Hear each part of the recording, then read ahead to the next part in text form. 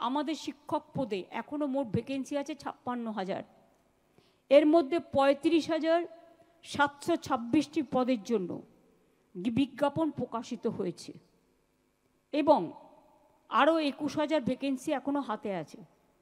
আমরা অনেক সময় করতে চাইলেও আইনের জটিলতায় যারা আইনটাকে বেলাইন করে দেয়, এটা আমি কোর্টকে দোষ দেবো না, আমাদের মতো কিছু কিছু লোক আছে, তারা চলে যায় কোর্টে, সব স্টে করে দাও, 1 সেকেন্ডে স্টে হয়ে গেল, কত লোকের ভবিষ্যৎ চলে গেল। এই যে টিচারদের অনেকের চাকরি চলে গেছে, আপনারা কি ভাবছেন আমি মানসিকভাবে এতে খুশি? নো।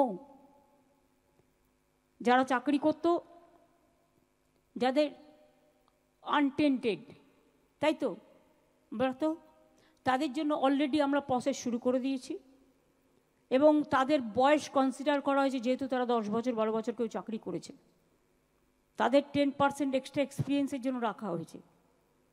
তাদের বয়স, যে যার বয়স আছে তারা অ্যাপ্লাই করতে পারবে। প্রায় 30% রাখা হয়েছে, যেটা তারা সুযোগটা পেতে পারে। রইল গ্রুপ সি, গ্রুপ ডি, অশিক্ষক কর্মচারীবৃন্দ, তাদের জন্য কোর্ট বলেছিল অন্যান্য জায়গায় তারা করতে পারে, সেটাও আমরা নোটিফিকেশন করে দিয়েছি। এই টিচার্স প্রক্রিয়াটা শেষ হয়ে যাবে আর 2-3 মাসের মধ্যে, এবং এটা হয়ে গেলেই গ্রুপ সিডির পরীক্ষাটা হবে।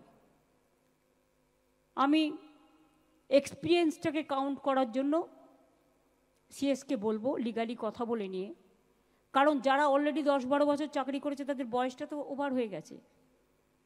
সুতরাং if it is consider, then that can be reconsider also. আর রইলেও পড়ে আমার হাতে আরও কিছু, যারা বেচারা টিচারিতে কাজ করেও আজকে অযোগ্য প্রমাণিত হয়েছে।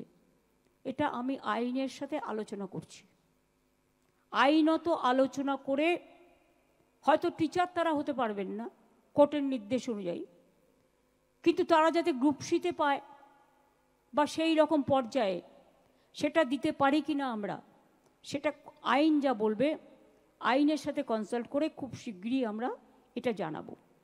আমি কাউকে হতাশ হতে বারণ করব, তার কারণ আমাদের সরকার হচ্ছে মানবিক সরকার এবং আমাদের দৃষ্টিভঙ্গি অলওয়েজ আমরা পলিটিক্যালি দেখি না, আমরা মানবিকভাবে দেখি।